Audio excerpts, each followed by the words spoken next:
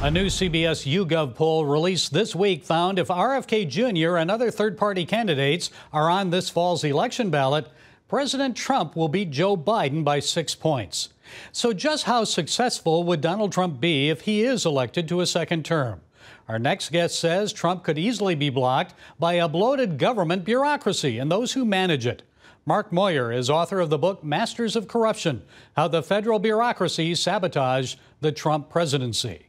Mark, in your book, you tell the story of how you discovered corruption at the U.S. Agency for International Development, USAID, and you were accused of disclosing classified information and then fired. So what did you learn from that? What do you want people to know about the power of the bureaucracy? Yes, well, for one thing, that they will try to destroy anybody who gets in their way, and they will use various weapons. And when we've seen this weaponization, unfortunately, being used against the president. We also saw it recently used against these FBI whistleblowers, one of whom was Marcus Allen, was just exonerated. But we have to be a lot more careful, and Congress in particular needs to act to protect people against this sort of weaponized justice. And we've also seen that it's employed very selectively against conservatives, Trump supporters. We've seen people on the left and Biden people not prosecuted or charged for the very same things, and oftentimes even when there is real evidence against them. Well, which government agencies and departments then pose the biggest threat to sabotaging an incoming president's policies? Yes, well, just about any agency, you're going to find that there are a lot of people hostile to the president's agenda. I mean, in terms of most important, certainly Department of Justice is up there. And we saw last time how crooked DOJ lawyers went after Trump through this fraudulent Crossfire hurricane investigation that was based on the fraudulent Steele dossier. And we've seen, Department of Defense is another one where it's the biggest agency in the federal government. We've seen the same sorts of weaponized justice there, and the administrative state using its power to stall and prevent the administration from what it wants to do. But I think just about any agency across the board, you'll find that there are a significant number of these bureaucrats who want to continue the Biden policies, the Democratic policies, which isn't to say that everybody is this way. And certainly I met a lot of people in government who understand that the job of the bureaucracy is to do what the White House wants. But there is this powerful minority that seeks to resist the will of the president who's been elected by the American people.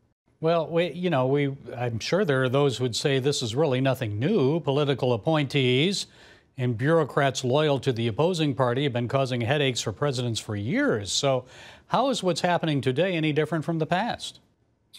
Yes, well, certainly this is not a new problem, but I think the magnitude is different. So in 2016, the contributions from federal employees to presidential campaigns, it turned out to be 95% went to Hillary Clinton. I mean, it's an astounding percentage.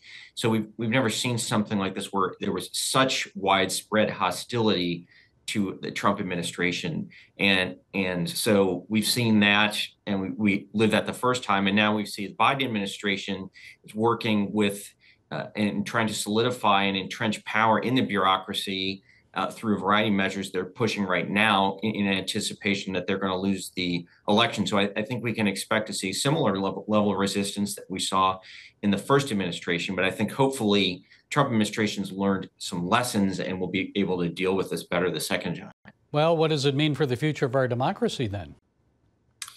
That's a great question. I mean, I think well, hopefully the Trump administration will put in a better team. I think that was a big part of the problem that I highlight, and one of the reasons that some of the people who should have had my back when I reported corruption just didn't. You didn't have the right kind of people who were there to impose the will of the American people. And so in many cases, and certainly my agency, we had some political appointees who were there basically for personal reasons. They wanted to advance their careers. They wanted to set up some nice contracts for when they left government. And so we saw in too many cases that really the will of the people was subverted to the interests of the swamp.